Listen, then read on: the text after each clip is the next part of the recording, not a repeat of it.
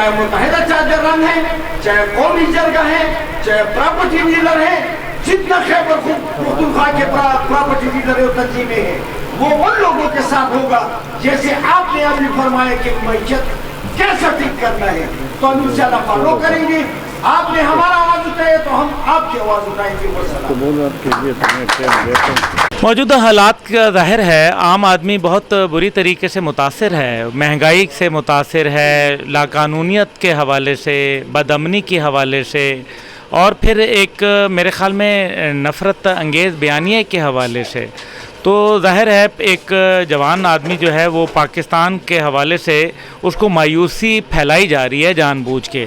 میرا خیال ہے ایسا کچھ نہیں ہے. ہمارے سے بہت ایسے ممالک ہیں جو برے حال میں ہیں، جہاں لوگوں کو 2 وقت کی روٹی نہیں میسر. کچھ میرے خیال میں اتنے حالات ایسے نہیں ہیں، یقیناً مشکل ہے، لیکن ایسے نہیں جس طرح سے بتائے جاتے ہیں. میرا خیال ہے کہ کچھ ہمارا جو سوشل میڈیا ہے اس کو کنٹرول کرنا بڑا ضروری ہے. سوشل میڈیا کے حوالے سے ایک مثبت اور جامع پالیسی وقت کی اہم ضرورت ہے. ظاہر ہے یہ بھی ایک نئی چیلنج ہے، اور اس کے حوالے سے جو ministry of information and technology کا کردار ہے وہ ابھی اس کے اندر میرے خیال میں بہت سارے جو ہے مراحل ہیں، اور ان کو کردار ادا کرنا چاہیے. لیکن نوجوان نسل کو بھی جو ہے سوشل میڈیا کے اندر حقائق تلاش کرنے چاہیے، تحقیق کرنی چاہیے. بغیر تحقیق چیزوں کو پھیلانا اسلامی طور پہ بھی میرے خیال میں غیر مناسب ہے، اور معاشرے کو یہ تباہ کر دیتے ہیں ایسے معاملات. تو آج جو ہے وہ ہم اپنا منشور لے کے آئے ہیں، اپنے عوام کے ساتھ آئے ہیں، الیکشن کے حوالے سے جو ہے اپنی بات کرنے آئے ہیں، اپنے کینڈیڈیٹس کھڑے کریں گے، اور انشاءاللہ تعالی کے پی کے اندر ہمارا ایک بڑا عزت والا نام ہے، اور لوگ ہمیں پہچانتے ہیں، جانتے ہیں. انشاءاللہ تعالی اپنے اچھے کینڈیڈیٹ لائیں گے. آپ بھی ہماری مدد کریں انشاءاللہ. اچھا یہ بتائیں سر، یہ افغان مہاجرین جا رہے ہیں اپنے وطن، ظاہری بات ہے اپنا وطن اپنا ہوتا ہے، تو یہاں پہ جو ان کے ساتھ ہو رہا ہے اس کے حوالے سے کچھ دیکھیں. افغان مہاجرین جو ہے ملک سے جا رہے ہیں، ہم ان کے لیے دعا گو ہیں. انہوں نے ہمارے ساتھ 40 سال بڑا اچھا وقت گزارا، اور میرے خیال ہے بہت ہی کم کوئی واقعات ہیں جس کے اندر کوئی ان کے اوپر کوئی لاقانونیت کے حوالے سے.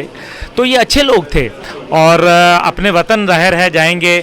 ہمیں خوشی ہے کہ وہ اپنے وطن جا رہے ہیں، لیکن میں یہ بھی کہوں گا کہ ان کے وطن میں موزوں جو مواقع ہیں روزگار کے وہ افغان حکومت جو ہے وہ فراہم کرے. ان کی جو جائیدادوں پہ کاروباروں پہ قبضہ ہو چکا ہے اتنے عرصہ میں، ان کو جو ہے وہ ان کا حق دلایا جائے. زیادتی کسی کے ساتھ نہ وہ کریں نہ ہم کریں. یہاں ہم لوگوں نے ایک عرصہ پاکستان نے اور پاکستانی قوم نے بہت عزت کے ساتھ ان کو رکھا، اور بڑا ایک انصار مدینہ کا کردار ادا کیا. میرا خیال ہے کہ نفرتوں کے حوالے سے نہیں دیکھنا چاہیے.